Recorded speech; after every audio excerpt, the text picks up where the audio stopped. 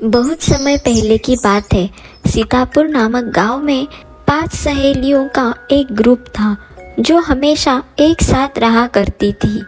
उन्होंने स्कूल की और कॉलेज की पढ़ाई भी एक साथ ही की थी और पांचों सहेलियों का सपना भी एक ही था। वह मुंबई जाकर मॉडल बनना चाहती थी, लेकिन मुंबई जाना, मॉडल बनना पांचों सहेलियों के लिए एक सपने जैसा था। आराध्या बिटिया, क्या निहारिका तुम्हारे घर पर है? निहारिका? नहीं, वो तो मेरे यहाँ आज नहीं आई। हो सकता है वो राधा, सीमा और सुनैना के पास चली गई हो।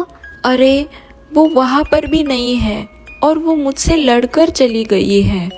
मुझे तो अब टेंशन हो रही है, पता नहीं कहाँ चली गई है।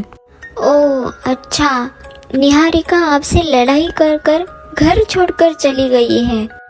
आंटी, मुझे आप विस्तार से बताइए तो क्या हुआ था? बिटिया, तुम तो जानती हो, उसकी तो एक ही जिद है, मुंबई जाना है, मुंबई जाना है, मॉडल बनना है। ये क्या इतना आसान है? अच्छा, समझ गई मैं, लड़ाई किस बात पर हुई है। आंटी जी, हम जानते हैं हमारे घरों के हालात अच्छे नहीं हैं कि हम हमारे सपने पूरे कर सकें, लेकिन हम कोशिश तो कर ही सकते हैं ना। अगर कोशिश करने में ही आप हमारा साथ नहीं देंगी तो हमारे सपने कैसे पूरे होंगे? आराध्या अपनी सहेली की माँ को अच्छी तरह से समझा देती है और अपनी सहेली को ढूंढने के लिए निकल जाती है। आराध्या के साथ साथ राधा, सीमा और सुनैना भी जाती है और निहारिका को हर जगह ढूंढती है, लेकिन कहीं पर भी निहारिका नजर नहीं आ रही थी। अरे यार, ये निहारिका कहाँ चली गई? लगता है अब हमें पुलिस में कंप्लेंट करवानी ही पड़ेगी। चारों सहेलियां बहुत ही परेशान हो रही थी कि तभी उन्हें रोने की आवाज़ आती है और वह चारों सहेलियां उस रोने की आवाज़ का पीछा करती हैं तो उन्हें निहारिका नजर आती है और वो भी चुप चुप कर रोते हुए।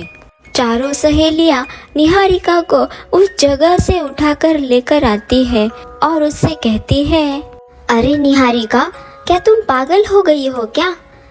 तुम्हारा क्या करने का इरादा है? क्या तुम जानती नहीं हो ये जंगल कितना खतरनाक है?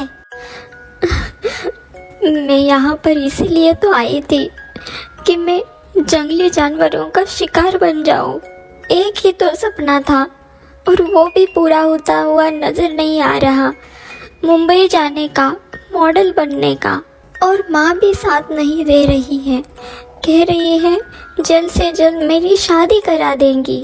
निहारिका, हम पांचों का एक ही तो सपना है, मुंबई जाने का और मॉडल बनने का, लेकिन उसके लिए थोड़ा समय लगेगा और पैसे भी लगेंगे। हमें पहले पैसे कमाने होंगे और पैसे जोड़कर हमें हमारे परिवार वालों को मनाना पड़ेगा। हम ऐसे हार नहीं मान सकते। और हाँ, मैंने आंटी को समझा दिया है, अब वो हमारे सपनों के बीच में कभी नहीं आएंगी। अब हमें पैसे कमाने होंगे। आराध्या निहारिका को समझाकर घर लेकर आती है। निहारिका को देखकर उसकी माँ बहुत खुश हो जाती है। ठीक है निहारिका बेटा, अब मैं तुम्हारे सपनों के बीच कभी नहीं आऊँगी, लेकिन तुम्हें भी मुझसे एक वादा करना पड़ेगा। आज के बाद तुम ऐसे घर छोड़कर कभी नहीं जाओगी। निहारिका बहुत ही खुश हो जाती है कि उसकी माँ अब उसका सपना पूरा करने में उसकी मदद करने के लिए तैयार हो गई है और अब पांचों सहेलियाँ मुंबई जाने के लिए पैसे जोड़ती है। उन्हें जैसा भी काम मिले वो करती है और मुंबई जाने के लिए पैसे कमाती है और कुछ समय बाद उनके पास इतने पैसे हो जाते हैं कि वह मुंबई जा सके और पांचों सहेलियां मुंबई पहुंच भी जाती है। मुंबई शहर में कदम रखते ही पांचों सहेलियां बहुत ही ज़्यादा खुश हो जाती है। मुंबई शहर में आकर वह अलग अलग जगह ऑडिशन देती है। उनके ऑडिशन हो रहे थे उन्हें बहुत ही ज़्यादा पापड़ बेलने पड़ रहे थे। कई लोग उनको ऑडिशन के नाम पर पैसे ऐंठ रहे थे, लेकिन कहीं कोई बात नहीं बन रही थी। पांचों सहेलियों का आत्मविश्वास कम होता जा रहा था। आराध्या और निहारिका की एक जगह पर बात बन जाती है और कुछ दिनों बाद उनका फोटोशूट था। तुम दोनों मिठाइयाँ लेकर क्यों आई हो? आज तो हमें गांव वापस जाना था। ये मुंबई शहर हम जैसे गरीबों के लिए नहीं है। अरे तुमने अभी तक नहीं बताया, ये मिठाई किस खुशी में? गांव जाने की खुशी में? अरे बुद्धू, गांव जाने की खुशी में नहीं, हम दोनों सिलेक्ट हो गए हैं मॉडल बनने की खुशी में, और अगले हफ्ते हमारा फोटोशूट भी है। मुझे तो अभी भी विश्वास नहीं हो रहा, हमारी मेहनत रंग लेकर आ गई। तुम दोनों सिलेक्ट हो गए? ये तो बहुत खुशी की बात है। अरे यार, हम सिलेक्ट तो हो गए, लेकिन एक प्रॉब्लम है। फोटोशूट के लिए एक सुंदर सा गाउन चाहिए जो हमें खुद खरीदना है, और अब हमारे पास इतने पैसे भी नहीं हैं कि हम इतना सुंदर और महंगा गाउन खरीद सकें। और हमारे पास जो भी जमा पूंजी थी वो तो ख़त्म हो गई, और अब हम घर जाकर पैसे भी नहीं मांग सकते। अब हम क्या करें, कुछ समझ में नहीं आ रहा। अरे आराध्या, तू टेंशन क्यों लेती है? मेरी मम्मी बहुत अच्छी तरह सिलाई जानती है। मैं मेरी माँ से हम दोनों के लिए बहुत अच्छा गाउन सिलवा लूँगी। आराध्या और निहारिका बहुत ही ज़्यादा खुश थी, क्योंकि उनका सपना पूरा होने जा रहा था। लेकिन राधा, सीमा और सुनैना, ये तीनों जल बुनकर राख हो जाती है कि उनका सपना भी तो मॉडल बनने का था, लेकिन उनका सपना तो पूरा नहीं हो पाया। वह ऐसे ही अपने गांव वापस जा रही है। इन दोनों की किस्मत तो कितनी अच्छी है, इनका मॉडल बनने का सपना तो पूरा होने जा रहा है। अगले हफ्ते तो इनका फोटोशूट भी है, और हम तीनों ऐसे ही वापस खाली हाथ गांव जा रहे हैं। अगर हम मॉडल नहीं बन सकते तो इन दोनों का भी कोई हक नहीं है मॉडल बनने का। हम इन्हें मॉडल नहीं बनने देंगे। मैं भी तो कुछ ऐसा ही सोच रही हूँ। गांव वाले तो हम पे ही तू तू करेंगे कि हम खाली हाथ वापस आ गए, और ये दोनों तो मॉडल बन गई। हमें कुछ तो प्लान बनाना ही पड़ेगा जिससे ये दोनों मॉडल ना बन सके। और इस तरह से 5 सहेलियों का ग्रुप टूट जाता है, और वो भी सिर्फ और सिर्फ जलन की वजह से। निहारिका और आराध्या बहुत ही ज़्यादा खुश थे। निहारिका अपनी माँ को गाउन का डिज़ाइन बताती है और वैसा ही गाउन बनवाती है, और दोनों मुंबई वापस जा रही थी कि तभी राधा, सीमा और सुनैना उनके पास आती है और उनसे कहती है, क्या हुआ? हम मॉडल नहीं बन सकते, लेकिन हम तुम्हारे सपनों में तुम्हारा साथ तो दे ही सकते हैं। हम भी तुम्हारे साथ मुंबई आ रहे हैं, और तुम्हें पता है, मुझे एक शॉर्टकट रास्ता भी मालूम है, जिसकी वजह से हम जल्दी से जल्दी मुंबई पहुंच सकेंगे और हमारे पैसे भी बच जाएंगे। बेचारी आराध्या और निहारिका को क्या पता था कि ये तीनों क्या प्लान कर रही है। 5 सहेलियां जंगल के रास्ते मुंबई जा रही थी। प्लान के अनुसार राधा गायब हो जाती है। राधा कहाँ गई? अभी तो हमारे साथ थी। लगता है उसे किसी जंगली जानवर ने खा लिया है। सीमा, तुम कैसी बातें कर रही हो? हमें क्यों डरा रही हो? मैंने पहले ही कहा था, हम जंगल के रास्ते नहीं जाते। मुझे तो जानवरों से बहुत डर लगता है। मैं कहीं नहीं जाना चाहती, मैं तो यहीं रहूंगी।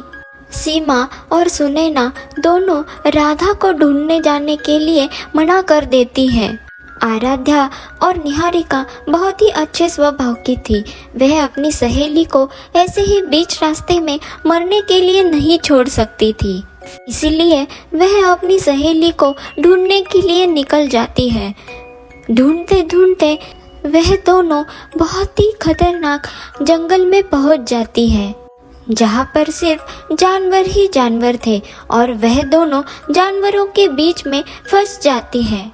राधा सुनैना और सीमा के पास जाकर कहती है अरे वाह, हमारा प्लान तो काम कर गया।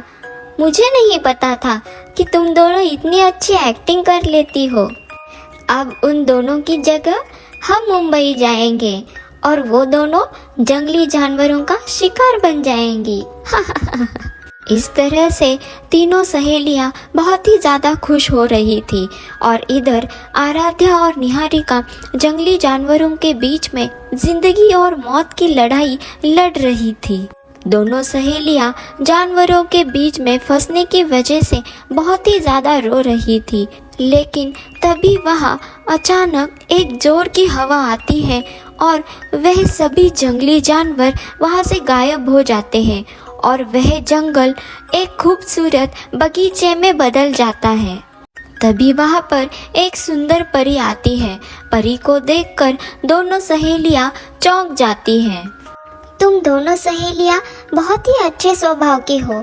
तुम्हारे दिल में कोई मैल नहीं है, इसीलिए तुम्हारे साथ इस जंगल में आकर कुछ गलत नहीं हुआ, क्योंकि मेरे इस जंगल में सिर्फ अच्छे स्वभाव के ही लोग जिंदा रह सकते हैं। हमें तो विश्वास ही नहीं हो रहा कि हम अपनी आंखों से परियों को देख रहे हैं। तुम सिर्फ सुंदर नज़ारा ही नहीं देख रही हो, हम तुम्हें यहाँ आने का इनाम भी देंगे। मैं तुम दोनों को जादुई गाउन देने वाली हूँ। ये लो, ये जादुई गाउन है।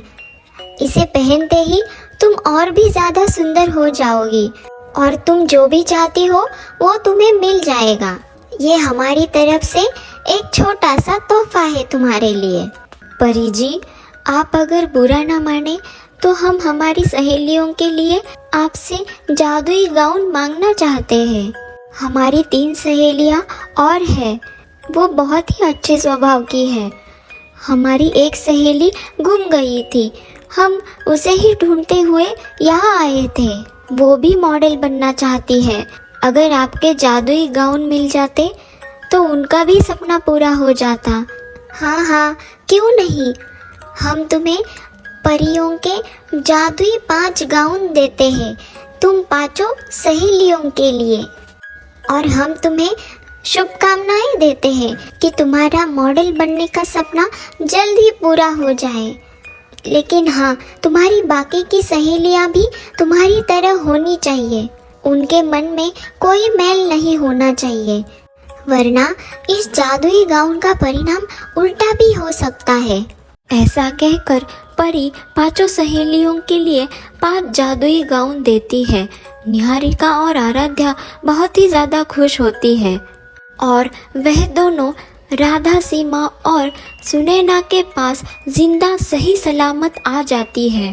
राधा को देखकर दोनों बहुत ही ज़्यादा खुश होती है। राधा, हमारी प्यारी सहेली, तू ठीक है? हमने तुम्हें कहाँ कहाँ नहीं ढूंढा। आज तो हम बाल बाल बचे हैं। हम तो जंगली जानवरों के बीच में पूरे फंस गए थे। मैं तो ठीक हूँ, लेकिन तुम उस जंगली जानवरों के बीच में से कैसे निकल के आ गई? मैंने तो सुना था उस खतरनाक जंगल में जाने के बाद कोई जिंदा वापस नहीं आता। हम जिंदा इसलिए वापस आ गए क्योंकि हम अच्छे स्वभाव के लोग हैं। हमने कभी किसी का बुरा नहीं किया, और वह जंगली जानवर उन्हीं लोगों को खाते हैं जो बुरे होते हैं। और तुम्हें पता है, हमने परी के दर्शन भी किए और परी ने हमें जादुई गाउन भी दिए हैं, और हम तुम तीनों के लिए भी जादुई गाउन लेकर आए हैं। इन्हें पहनकर हम अपनी कोई भी इच्छा पूरी कर सकते हैं, और हमारी तो एक ही इच्छा है, मॉडल बनने की। तो चलो, हम 5 सहेलियां वह गाउन पहनकर हमारी इच्छा पूरी करते हैं। ऐसा कहकर आराध्या और निहारिका अपनी 3 सहेलियों को वह जादुई गाउन देती है, और जैसे ही वह तीनों जादुई गाउन पहनती है तो उन्हें जोर का झटका लगता है और वह तीनों बिल्कुल पागल जैसी हो जाती है। तभी जादुई गाउन से आवाज आती है, तुम दोनों घबराओ नहीं, और तुम जानती हो इन तीनों ने तुम दोनों को मारने का प्लान बनाया था। और ये तीनों बहुत ही ज़्यादा बुरे स्वभाव की है। और परी ने तुम्हें पहले ही कहा था, हम बुरे लोगों का साथ नहीं देते। अब तुम दोनों जाओ और अपना सपना पूरा करो। आराध्या और निहारिका को बहुत ही ज़्यादा दुख होता है यह जानकर कि उनकी सहेलियां इतने ज़्यादा बुरे स्वभाव की हैं और उनके दिल में इतनी ज़्यादा नफरत भरी हुई है कि उन्होंने इन दोनों को मारने का प्लान बना लिया। और वह उदास होकर मुंबई आ जाती है और वह दोनों अपना सपना पूरा करती है और जादुई गाउन की मदद से उनका सपना तुरंत पूरा हो जाता है और वह मुंबई की मशहूर मॉडल बन जाती है। अगर ये कहानी आपको अच्छी लगी हो तो हमारे चैनल को सब्सक्राइब ज़रूर करें और कहानी को लाइक कमेंट ज़रूर करिए।